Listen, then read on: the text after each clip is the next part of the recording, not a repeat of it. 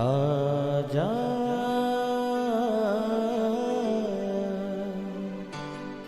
प्रभु यीशु के दर आजा, जीवन मिलेगा तुझे। आजा आजा प्रभु यीशु के दर आजा, जीवन मिलेगा तुझे। आजा आजा आजा आजा।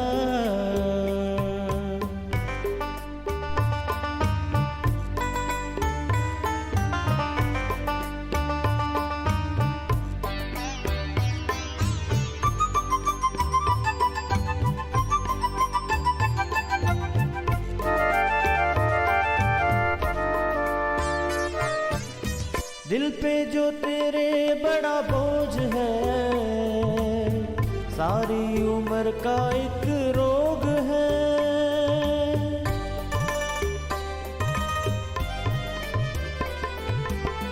दिल पे जो तेरे बड़ा बोझ है, सारी उम्र का एक रोग है। क्यों नहीं आता यीशु पास तू,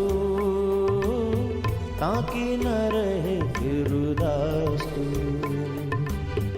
क्यों नहीं आता यीशु पास तू, ताकि न रहे फिर उदास तू। आजा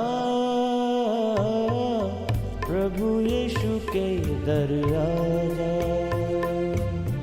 जीवन मिलेगा तुझे। आजा आजा आजा आजा।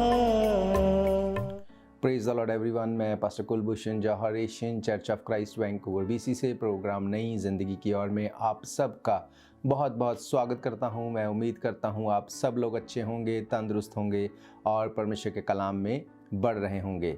तो आइए, हर बार की तरह परमेश्वर के कलाम में से सीखने से पहले, वचन को पढ़ने से पहले, आइए हम अपने सरों को झुकाएंगे, अपनी आंखों को बंद करेंगे। आइए हम प्रार्थना में जाएंगे। सर्वशक्तिमान परमेश्वर यीशु मसीह नासरी, आपका धन्यवाद करते हैं। आपने हमें ये मौका दिया एक बार फिर से आपके कलाम में से सीख सकें, आपकी हजूरी में बैठ सकें। महान परमेश्वर, होने दें कि आज जब आपका कलाम बांटा जाए, जब खुदावंद आज आपका कलाम सुना जाए, ये कलाम को सुनते सुनते तेरे लोग पिता परमेश्वर तेरे नाम से ब्लेस और हील हों, तेरे लोग छुड़ाए जाएं। खुदावंद, हर वो अंधकार की शक्ति जो उन्हें डिप्रेशन में लेके जाती है, जो उन्हें डिस्ट्रैक्ट करती है, यीशु मसीह के समर्सी नाम से आज खुदावंद तेरे वचन को सुनते सुनते वो हर दुष्ट आत्मा उनको छोड़ के चली जाए। खुदावंद, आप मदद करें और सहायता करें।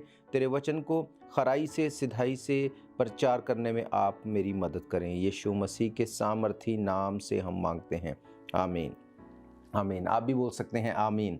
आमीन का मतलब जो कुछ हमने मांगा प्रभु यीशु मसीह उसको एज इट इज़ रिलीज़ करे। और बीच में जब मैं हालेलुया वर्ड का इस्तेमाल करता हूं तो शायद से कोई मेरा भाई बहन जो पहली बार मुझे देख रहा है इसका मतलब न जानता हो, तो मैं आपको बताना चाहता हूं हालेलुया का मतलब है आसमान में प्रभु यीशु मसीह के नाम की स्तुति हो। Praise God. तो मैं आप सबका स्वागत करता हूं प्रभु यीशु मसीह की हजूरी में। और मैं ये जानता हूं कि आज का वचन जब आप सुनेंगे, आज के कलाम को सुनने के बाद आपकी लाइफ उस जगह पे नहीं रहेगी जहां पे अब आप अपने आप को सोचते हैं। आज के इस दौर में सबसे बड़ी जो ट्रबल है वो ये है कि हम अपनी लाइफ में परमेश्वर की प्रायोरिटी को भूल चुके हैं। हमें लगता है हम चीज़ों को अपने आप फिक्स कर लेंगे। नो डाउट बाइबल ये कहती है कि हमें अपने काम को खुद करना है, क्योंकि बिना कुछ किए कुछ भी नहीं होगा। पर आज वचन में से मैं आपको बताऊंगा कि क्यों आज भी लोगों के काम के साथ करते हुए, उनके एफर्ट्स देते हुए भी सफलता क्यों नहीं मिलती, क्यों आज भी स्ट्रगल लाइफ का हिस्सा है। वचन ये बात बताता है कि हमें अपने काम को करना है। परमेश्वर ने कहा जो कुछ तू करेगा उसको मैं तेरे साथ होके करूँगा। पर आज ट्रबल ये है कि हम परमेश्वर को अपनी लाइफ में इन्वॉल्व नहीं करना चाहते। हमें लगता है हम खुद से सब कुछ कर लेंगे। जब हम अपने आप को आगे रखते हैं और परमेश्वर को सेकेंडरी कर देते हैं तो चीज़ें स्ट्रगल में बदल जाती हैं। आज आपको मैं बताऊंगा बाइबल में से कि कैसे परमेश्वर के अभिषिक्त लोगों ने, दासों ने परमेश्वर को अपनी लाइफ में प्रायोरिटी के रूप में रखा और यही उनकी सफलता की सबसे बड़ी कुंजी थी। हालेलुया। बाइबल कहती है परमेश्वर कभी नहीं बदलता, वो कल भी वही था, वो आज भी वही है और वो हमेशा तक एक जैसा रहने वाला है। आइए हम लोग परमेश्वर के कलाम में से एक वचन को पढ़ेंगे जो हमें मिलता है पहला शमूएल उसका 30 अध्याय और उसकी कुछ आयतों को मैं आपके लिए पढ़ूंगा। यहाँ पे लिखा है, तीसरे दिन जब दाऊद अपने जनों समेत सिगलग पहुंचा, तब उन्होंने क्या देखा कि अमालेकियों ने दक्षिण देश से सिगलग पर चढ़ाई की और सिगलग को मार के फूंक दिया और उसमें की स्त्री और छोटे बड़े जितने सब को बंदी बना ले गए। उन्होंने किसी को मार तो नहीं डाला, परंतु सबों को लेकर अपना मार्ग लिया। इसलिए जब दाऊद अपने जनों समेत उस नगर में पहुंचा, तब नगर को जला पड़ा देखा और स्त्रियां और बेटे बेटियां बंदी बनाकर ले जाए गए थे। तब दाऊद और वे लोग जो उसके साथ थे चिल्लाकर इतना रोए कि फिर उनमें रोने की शक्ति न रही। दाऊद की दोनों स्त्रियां रिजेली, अहीनोआम और करमेली नबाल की स्त्री अबीगेल बंदी बना ली गई थी और दाऊद बड़े संकट में पड़ा, क्योंकि लोग अपने बेटे बेटियों के कारण बहुत शोकित होकर उस पर पथराव करने की चर्चा कर रहे थे। परंतु दाऊद ने अपने परमेश्वर यहोवा को स्मरण करके हियाव बांधा। तब दाऊद ने अहीमेलेक के पुत्र एब्यातार याजक से कहा, एपोद को मेरे पास ले आ। तब एब्यातार एपोद को दाऊद के पास लाया और दाऊद ने यहोवा से पूछा, क्या मैं इस दल का पीछा करूं? क्या उसको जा पकड़ूंगा? उसने उससे कहा, पीछा कर, क्योंकि तू निश्चय उसको पकड़ेगा और निस्संदेह सब कुछ छुड़ा ले आएगा। हालेलुया। बाइबल यहाँ पर बताती है कि दाऊद जो परमेश्वर का अभिषेक था, वो हमेशा वो अपनी लड़ाई को जीतता था। उसके पास अच्छी सेना थी, अच्छी पावर थी। बाइबल कहती है कि जब वो सिगलग पहुंचा तो उसने क्या देखा कि लोगों ने उसके नगर को लूट लिया, उसके लोगों को बंदी बना लिया, सब कुछ लूट के चले गए और लोग इतने फ्रस्ट्रेट हो चुके थे। यहाँ पे लिखा है कि लोग अपने बेटे बेटियों के कारण इतने शोकित हो गए थे कि वो दाऊद के ऊपर पथराव करने वाले थे कि तेरी वजह से ये कुछ हुआ। लोग वहाँ पे इतने ज़्यादा, उन लोगों को रोना ख़त्म हो गया था, उनके आंसू ख़त्म हो गए थे, वो सिसकियाँ लेके रो रहे थे, इतनी ट्रबल में थे। इतनी ट्रबल में होने के बाद उन्होंने क्या किया? सिर्फ मन में ये कि दाऊद आएगा तो हम पथराव करके उसको मार देंगे। उनको लगता था हमारा नुकसान हो गया, अब हम दाऊद का नुकसान करेंगे। दाऊद यहाँ पे जब आया तो अगर आज की सिचुएशन में हम इस चीज़ को समझें तो अगर हमारे पास इतनी पावर होगी तो हम क्या करेंगे? हम सबसे पहले जाके उस दुश्मन के ऊपर अटैक करेंगे, अपनी पावर को ले जाके हम चाहेंगे कि रास्ते में ही उनको दबोच लें। पर दाऊद ने ऐसा नहीं किया। दाऊद ने अपने लिखा है कि दाऊद सबसे पहले अपने परमेश्वर यहोवा को स्मरण करके उसके पास गया और उसने हियाव बांधा और उसने यहोवा परमेश्वर से पूछा कि क्या मैं उनके पीछे जाऊं? क्या मैं इस फाइट को लड़ने के लिए जाऊं? और बाइबल कहती है परमेश्वर ने उसको कहा कि तू जा और तू निश्चय सब कुछ को लौटा ले आएगा। हालेलुया। पावर होने के बावजूद, चीज़ों को अपने हाथ में रखने के बावजूद भी उसने सबसे पहले परमेश्वर को जाके पूछना मुनासिब समझा। उसने परमेश्वर को इन्वॉल्व किया। परमेश्वर अगर आपकी लाइफ में इन्वॉल्व है तो आप सब कुछ लौटा ले आएंगे जिन चीज़ों को आपने लूज़ किया। हम रुकेंगे एक ब्रेक के लिए। ब्रेक के बाद मैं आपको बताऊंगा कैसे परमेश्वर ने उसे इस लड़ाई में विजय दी।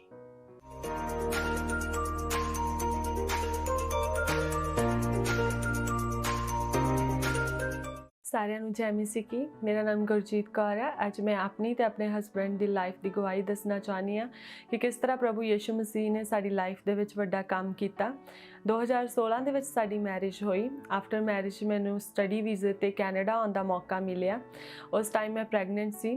ਜਦੋਂ ਬੇਬੀ ਦਾ ਬਰਥ ਹੋਇਆ ਤਾਂ ਮੈਂ ਆਪਣੇ ਹਸਬੈਂਡ ਦੀ ਫਾਈਲ ਅਪਲਾਈ ਕੀਤੀ, ਪਰ ਮੇਰੇ ਹਸਬੈਂਡ ਦੀ ਫਾਈਲ ਰਿਜੈਕਟ ਹੋ ਗਈ ਕਿਸੇ ਕਾਰਨ ਕਰਕੇ। ਤਾਂ ਜਿਹੜਾ ਮੈਨੂੰ ਬੇਬੀ ਨੂੰ ਇੰਡੀਆ ਛੱਡ ਕੇ ਆਉਣਾ ਪਿਆ, ਕਿਉਂਕਿ ਮੇਰੇ ਇਕੱਲੀ ਲਈ ਬੇਬੀ ਨੂੰ ਸੰਭਾਲ ਕਰਨੀ ਇੱਥੇ ਔਖੀ ਸੀ। वापस आके मैं अपनी स्टडी कंटिन्यू की, तब मैं अपने हस्बैंड की फाइल फिर तो लगाई। 2 बारी फिर तो मेरे हस्बैंड की फाइल रिजैक्ट हो गई। जो मैं वर्क परमिट ते हुई, मैं अपने हस्बैंड की फाइल फिर तो ट्राई करती रही। 3 टाइम मैंने उस टाइम रिजैक्शनस मिलियां। टोटल मिला के सानू 6 रिजैक्शनस का सामना करना पिया। आफ्टर रिजैक्शनस मेरी होप बिल्कुल ख़त्म हो चुकी सी। मैंने कुछ पता नहीं सी कि हुण किस तरह मैं अपने हस्बैंड की फाइल अप्लाई कर सकती हाँ, तो किस तरह उन्हों का वीज़ा लग सकता है। मैं पूरी तरह डिस्करेज हो चुकी सी, मैंने कुछ समझ नहीं आता सी, मैं पूरी तरह डिस्टर्ब हो चुकी सी। तो जो मैं काम ते जाती सी तो उत्थे एक ब्रदर सी, उन्होंने मैंने दस्सिया कि प्रभु यीशु मसीह तैनूं इस हालात दे विचों कढ सकते आ। तो उन्होंने मैनूं प्रभु यीशु मसीह के बचना बारे दस्सिया, प्रभु के भवन बारे दस्सिया। जो मैं एशियन चर्च ऑफ क्राइस्ट पहली बार गई तो परमेश्वर के दास ने मेरे लिए दुआ की। तो उस दुआ तो बाद मैं शांति फील की। जो मैं प्रभु के वचनों को पढ़ना शुरू किया तो मैनूं वचनों के विचों होप दिखनी शुरू हुई। परमेश्वर ने मैनूं होप दी कि हे बोझ थले दबे लोगों, मेरे कोल आओ, मैं तुहानूं आराम देवांगा। सचमुच परमेश्वर ने साडे जीवन दे विच आराम दिता, सानूं उह बंधनां तो आज़ाद किया। परमेश्वर की दया दे नाल जो मैं PR अप्लाई की तो मैं अपने हस्बैंड की PR की फाइल भी नाल ही अप्लाई की, तो परमेश्वर ने अद्भुत रीति नाल PR दे विच साडी मदद की। तो हुण अज मैं ते मेरे बच्ची ते मेरा हस्बैंड असीं परमेश्वर के भवन दे नाल जुड़े हुए हैं, परमेश्वर के वचनां दे नाल जुड़े हुए हैं। इस अद्भुत गवाही दे लई मैं परमेश्वर का धन्नवाद करदी हां। सारिआं नूं जय मसीह की।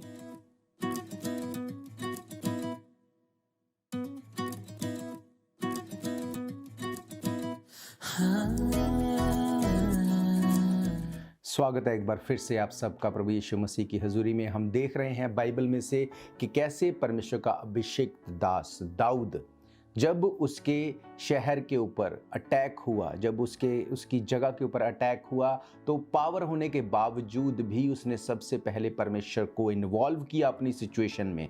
जैसे उसने इन्वॉल्व किया, परमेश्वर ने कहा हाँ तू जा और तू निश्चय सब कुछ लौटा ले आएगा।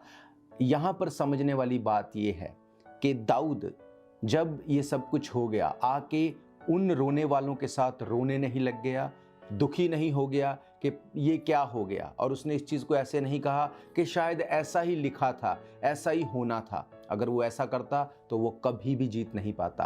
और उसने ऐसा भी नहीं किया कि सब कुछ को छोड़ के, अपनी पावर को रख के अपने पास वो लड़ने के लिए गया और उसको लगता होगा अभी वो रास्ते में ही होंगे, मैं पीछे से जाके उनको दबोच लूँगा और मैं जीत जाऊँगा। उसने ऐसा भी नहीं किया, पर वो परमेश्वर के पास गया। उसने परमेश्वर से पूछा। क्या ये बात हमको बताती है, क्या चीज़ हमें ये सिखाती है कि चाहे हमारे पास पावर हो, चाहे हमारे पास पावर ना हो, सिचुएशन अच्छी हो या बुरी हो, अगर हम परमेश्वर को इन्वॉल्व करेंगे अपनी किसी भी सिचुएशन में, तो वो सिचुएशन को हमारे हक में कर देगा, वो चीज़ों को हमारी ओर मोड़ देगा। आपकी लाइफ में ट्रबल है, आपका फाइनेंस अच्छा नहीं, आपकी लाइफ में ट्रबल है, आप बीमारियों से घिरे हैं, क्या आप इस चीज़ को मान के बैठ गए हैं कि यही मेरी लाइफ है? या आपको लगता है कि मुझे बाकी चीज़ें बचा लेंगी, मेरी पावर्स बचा लेंगी, मेरी अप्रोच बचा लेगी? अगर आपको ऐसा लगता है तो मेरे प्रियो, मैं आपको बताना चाहता हूँ, आज हमें ज़रूरत है परमेश्वर को अपनी सिचुएशन में इन्वॉल्व करने के लिए। आज घर टूटने की कगार पर हैं, आज बच्चे माँ बाप की बात नहीं सुनते, आज फाइनेंशियल सिचुएशंस ख़राब हो चुकी हैं, चीज़ें उलट पुलट हो रखी हैं, पर हम अपने ही जोर को लगा के कई बार उनको फिक्स करना चाहते हैं और कई बार हम ये समझते हैं कि शायद यही होना था। मैं आपको बताना चाहता हूँ, कुछ भी ऐसा नहीं जिसको बदला ना जा सके। बाइबल इस बारे में बताती है, बाइबल कहती है जो तुम ज़मीन पे बांधोगे वो आसमान में बंध जाएगा, जो ज़मीन पे खोलोगे आसमान में खुल जाएगा। इसका मतलब ज़मीन पे अगर हम कुछ बांधेंगे तो ऐसा कुछ नहीं जो आसमान पे बांधा नहीं जा सकता, और ज़मीन से अगर किसी चीज़ को खोलेंगे ऐसा कुछ नहीं जो आसमान से खोला नहीं जा सकता। आपकी सिचुएशन 100% चेंज होगी आज यीशु मसीह के नाम से। अगर आप अपनी लाइफ में यीशु मसीह को इन्वॉल्व करते हैं, अगर अपनी लाइफ में आप परमेश्वर को इनवाइट करते हैं, वो चीज़ों को चेंज कर सकता है। और इसके बाद जब वो लड़ने के लिए गया, आगे अगर आप इसको पढ़ेंगे, वहाँ पे हमें पता चलता है कि लड़ाई करने के बाद क्या एकदम से वो विजयी हो गया? ऐसा नहीं है। परमेश्वर चीज़ों को सॉर्ट आउट करेगा, आपके रास्ते उस तरह से बनाएगा। मैं आपके लिए पढ़ूंगा 11 आयत से। यहाँ पे लिखा है, उसको एक पुरुष मिस्री पुरुष मैदान में मिला। उन्होंने उसे दाऊद के पास ले जाकर रोटी दी और उसने खाया। तब उसे पानी पिलाया। फिर उन्होंने उसको अंजीर की टिकिया का एक टुकड़ा और 2 गुच्छे किशमिश दिए और उसने उसको खाया। तब उसके जी में जी आ गया। उसने 3 दिन और 3 रात से ना तो रोटी खाई थी ना पानी पिया था। तब दाऊद ने उससे पूछा, तू किसका जन है और कहाँ का है? उसने कहा, मैं तो मिस्री जवान और एक अमालेकी मनुष्य का दास हूं और 3 दिन हुए मैं बीमार पड़ा। मेरा स्वामी मुझे छोड़ गया।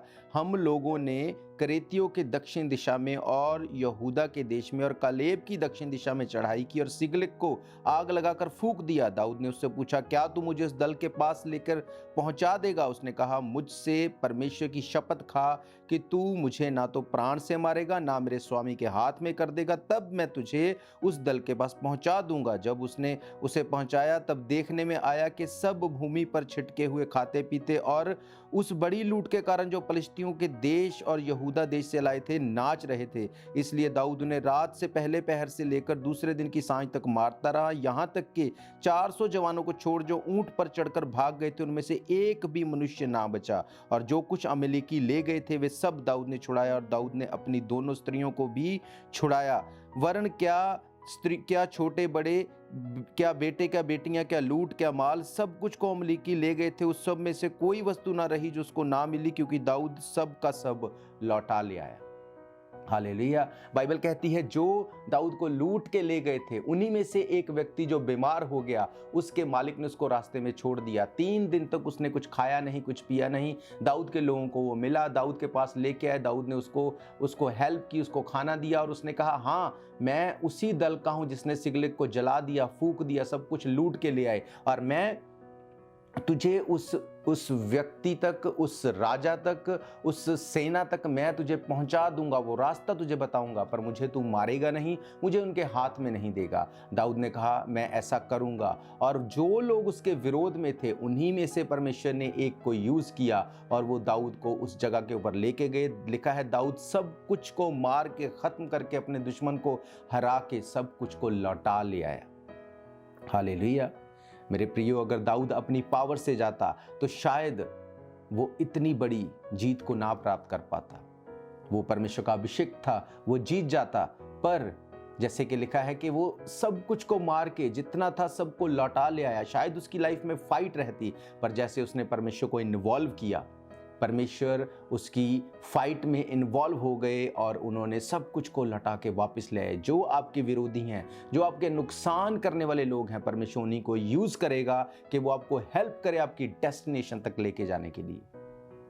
हमें ये बात को समझना होगा, क्या यीशु मसीह हमारी फाइट में इन्वॉल्व है? अगर वो आपकी और मेरी फाइट में इन्वॉल्व है और हम अपने काम को कर रहे हैं, तो बाइबल कहती है, परमेश्वर ने कहा, निश्चय तू सब कुछ लौटा ले आएगा। आप अपनी खोई हुई सेहत को लौटाने पाएंगे, आप खोए हुए पैसे को लौटाने पाएंगे, खोए हुए बच्चों को लौटाने पाएंगे, अपने रिलेशंस को आप रिस्टोर करने पाएंगे। यही परमेश्वर का वचन कहता है। हालेलुया। बाइबल कहती है, तू निश्चय सब कुछ लौटा ले आएगा। ये मैंने आपको पुराने नियम से पढ़ाया, पर मैं आपको बताऊंगा कि आज की सिचुएशन में ये वचन क्या प्रोफेसाई करता है, क्या भविष्यवाणी करता है, और कैसे यीशु मसीह आपकी लाइफ में आएगा तो आप निश्चय सब कुछ लौटा ले आएंगे। हम रुकेंगे एक ब्रेक के लिए, ब्रेक के बाद परमेश्वर के कलाम में से सीखेंगे।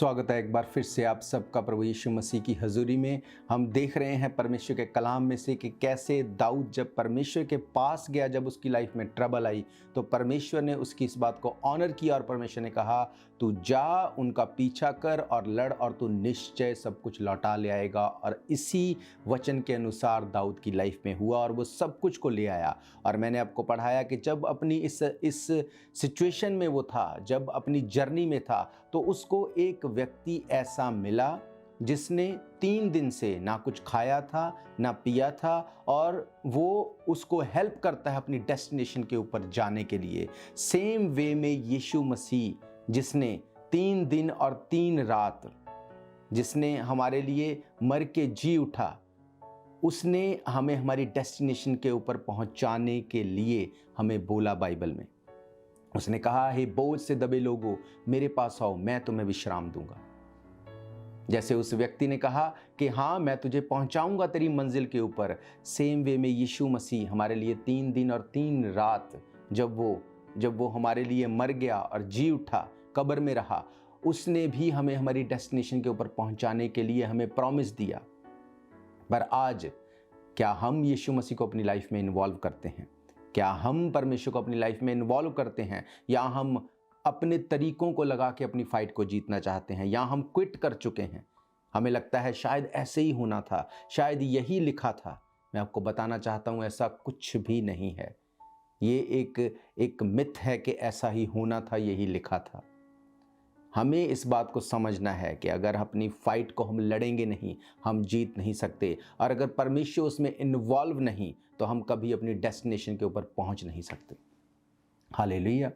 बाइबल कहती है प्रेरितों के काम 4 अध्याय उसकी 12 आयत में, किसी दूसरे के द्वारा उद्धार नहीं, क्योंकि स्वर्ग के नीचे और मनुष्य के बीच में कोई दूसरा नाम दिया नहीं गया। यीशु मसीह हमारा हेल्पर है, यही बाइबल कहती है। बाइबल ने कहा कि परमेश्वर, जब यीशु मसीह आसमान पे उठाए जाने वाले थे, उन्होंने कहा मैं जाता हूँ, अब मैं अपनी जगह तुम्हें एक सहायक दूंगा। मीन्स यीशु मसीह भी हमारे लिए एक सहायक के रूप में भेजा गया। अगर हम अपनी फाइट में यीशु मसीह को इन्वॉल्व करते हैं, यीशु मसीह ना सिर्फ हमें जीत देने में सक्षम है, पर वो सब कुछ लौटा ले आने में भी सक्षम है। बाइबल कहती है चोर सिर्फ इसलिए आता है चोरी करे, मारे, घात करे और नाश करे, पर यीशु मसीह इसलिए आया कि आप और मैं जिंदगी पाएं, और वो जिंदगी बहुत आयत की। बाइबल कहती है कि प्रभु यीशु मसीह जब हमारी लाइफ में इन्वॉल्व होता है तो हम सब कुछ लौटा ले आएंगे। शैतान आपकी सेहत को खराब करता है, वो आपके पैसे को खराब करता है, वो फैमिली को खराब करता है। क्यों? क्योंकि वो चाहता है कि हम लॉस में चले जाएं। पर यीशु मसीह ने कहा मैं इसलिए आया कि तुम जिंदगी पाओ।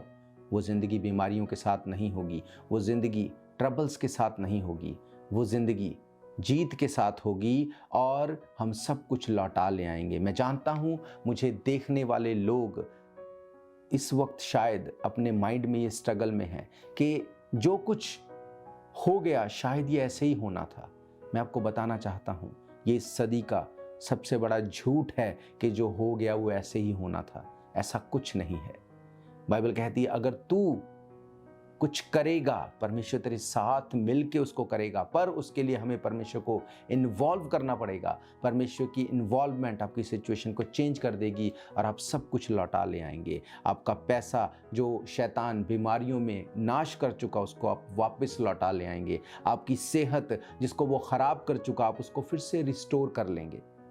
बाइबल कहती है उसके कोड़े खाने से हम चंगे हो चुके हैं। उसने हमारी बीमारियों से हमें छुड़ाने के लिए कोड़ों को खाया। उसने हमारी बॉडी को रीस्टोर करने के लिए अपनी बॉडी को तोड़ने के लिए दिया। जैसे उस व्यक्ति ने जिसने 3 दिन और 3 रात से कुछ खाया पिया ना था, उसने दाऊद की हेल्प की उसकी डेस्टिनेशन तक पहुंचने के लिए। यीशु मसीह आज आपकी और मेरी हेल्प करेगा कि हम अपनी डेस्टिनेशन के ऊपर पहुंच जाएं, हम लोग जीत जाएं और सब कुछ लौटा ले आएं। याद रखो ये कोई कहानी नहीं, ये एक सच्चाई है, ये एक इतिहास है, एक हिस्ट्री है। और बाइबल बताती है कि परमेश्वर इतिहास को दोहराता है। वो हर रोज़ इसी बात में, वो इस बात की वेट में है कि कब हम उसे अपनी फाइट में इन्वॉल्व करें, कब उसे हम अपनी लाइफ में इन्वॉल्व करें, ताकि वो सिचुएशन को चेंज कर दे। बहुत बार परमेश्वर चाहता है कि हमारी लाइफ चेंज हो जाए, पर हम उसे इन्वॉल्व नहीं करते। आप सोचो, आप में से कौन सा ऐसा माँ बाप होगा जो अपने बच्चों को लाइफ में सिर्फ बीमारियां, स्ट्रगल और उसको ट्रबल देना चाहता हो, और वो दूर खड़े होके बस ये देखे कि ये सफ़र होता रहे। कोई भी ऐसा नहीं होगा। अगर आप बुरे होकर, अगर आप ऐसे इंसानी होकर, अगर आप दुनियावी लोग होकर ऐसा करते हैं कि कंफर्ट देना चाहते हैं अपने बच्चों को, तो क्या परमेश्वर नहीं चाहता कि आप और मैं छूट जाएं अपनी ट्रबल से? पर बाइबल कहती है परमेश्वर ने ये धरती, ये ज़मीन मनुष्यों को रहने के लिए दी। वो इसमें इन्वॉल्व नहीं होगा अगर आप उसको इन्वॉल्व नहीं करेंगे। और कैसे उसको इन्वॉल्व करना है? सबसे पहले एक बाइबल कहती है दाऊद परमेश्वर के पास गया। वो सेनापति के पास नहीं गया कि कितने लोग हैं हमारे पास, कितनी बड़ी सेना है, क्या हम उनको जीत लेंगे। नो, वो सबसे पहले परमेश्वर के पास गया, क्योंकि बाइबल कहती है कि जीत यहोवा की ओर से है। घोड़े तैयार तो किए जाते हैं, लेकिन जीत यीशु मसीह की ओर से है।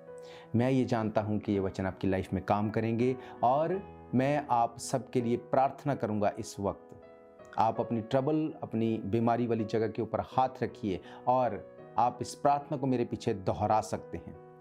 यीशु मसीह नासरी, हम आपका धन्यवाद करते हैं, आपने ये मौका हमें दिया कि हम आपके वचन में से सीख सकें। पिता परमेश्वर, जैसे दाऊद सबसे पहले अपनी ट्रबल में आपके पास गया और आपने कहा निश्चय जा और लड़ और सब कुछ को तू लौटा ले आएगा, आज मैं तेरे पास आता हूँ, तेरे पास आती हूँ, मेरी ट्रबल्स में मैं तुझे इन्वॉल्व करता हूँ, इन्वॉल्व करती हूँ। परमेश्वर, आज मेरी ट्रबल को ख़त्म कर। आज परमेश्वर, मैं सब कुछ निश्चय लौटा ले आऊँ। इस वक्त खुदावंद मैं प्रार्थना करता हूँ देखने वाले हर एक भाई बहन, बच्चे बुजुर्ग के लिए, जो कोई भी बीमार है, जिस किसी की भी कोई ट्रबल है, चाहे फाइनेंशियल, फिजिकल या स्पिरिचुअल, यीशु मसीह के नाम से वो अपनी ट्रबल से छूट जाए और आज़ाद हो जाए, एक बड़ी गवाही तेरे नाम को मिलने पाए। हर एक को छू और इनकी लाइफ आज चेंज हो यीशु मसीह के नाम से। इनकी फाइट में इन्वॉल्व हो खुदावंद, और जीत इनका हिस्सा हो, और ये सब कुछ लौटा ले आए। यीशु मसीह के सामर्थी नाम से हम मांगते हैं, आमीन, आमीन, हालेलुया। तो मेरा विश्वास है कि आप लोग ब्लेस हैं, और मैं आपको बताना चाहता हूं, अगर आपका कोई भी क्वेश्चन है, अगर आपका कोई भी डाउट है, कोई प्रेयर रिक्वेस्ट है, आप हमारे नंबर 7788922250 के ऊपर कॉल कर सकते हैं, और हम मिल के आपके लिए दुआ करेंगे, और आप सेम नहीं रहेंगे, मेरा विश्वास है। अगर आप इन पर्सन चर्च में आके सभा को अटेंड करना चाहते हैं, हर रविवार दोपहर 1 बजे हम परमेश्वर के भवन में मिलते हैं, 660 east 51st Avenue, Vancouver, BC। तो हम फिर मिलेंगे परमेश्वर की हजूरी में नेक्स्ट वीक। तब तक के लिए आप सबको प्रेज द लॉर्ड, जय मसीह की, गॉड ब्लेस यू ऑल। शायद ये मौका होगा आखिरी, तुझको बुला रहा है नासरी। धोखा ही धोखा संसार है, प्रभु यीशु का सच्चा प्यार है।